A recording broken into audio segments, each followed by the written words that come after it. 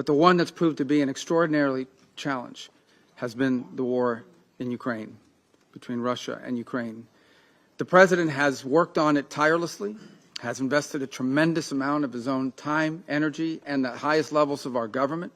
We have had meetings in Turkey, meetings in Saudi Arabia, meetings in Alaska, countless phone calls, doing everything possible to bring this conflict to a resolution and to an end. A war that cannot end militarily. It will end at a negotiating table. That's where this war will end. But the longer it lasts, the more people will die, the more will be destroyed. This war has to end, and we have done everything we possibly can and will continue to do everything we possibly can to bring it to an end. Very generous offers have been made. For example, a ceasefire at the current lines of contact, while all the other details on the future of the conflict could be worked out in terms of future territorial lines. The President has shown extraordinary patience in terms of not assessing additional sanctions in the hopes of having a breakthrough in this regard.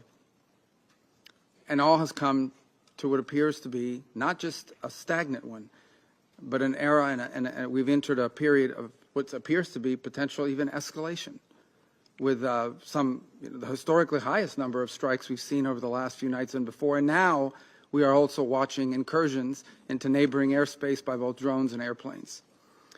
The President is a very patient man. He's very committed to peace, but his patience is not infinite. And as he has said repeatedly, he has before him the opportunity and the options of imposing additional economic costs on the Russian Federation if necessary in order to bring this to an end.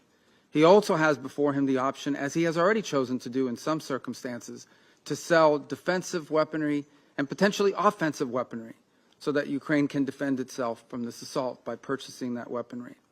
So I'm here to say to the Security Council, the United States remains as committed as it has ever been to a peaceful resolution to this dangerous conflict.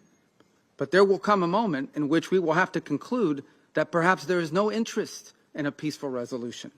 And then the President has before him real options, which he intends to pursue, as he has made clear today in some of the messages he has put out. So I strongly urge the Security Council, the member states here, and those who are not part of this as well, to do everything in their power, and including the Russian Federation, to do everything within their power, and the Ukrainian side for that matter as well, but all sides, to bring this war to an end before it becomes something that will last another 3 or 4 years, lead to more destruction, both economic and at the same time a loss of life and loss of property and loss of futures. This war needs to end. But if it does not, if there is no path to peace in the short term, then the United States and President Donald J. Trump will take the steps necessary to impose costs for continued aggression.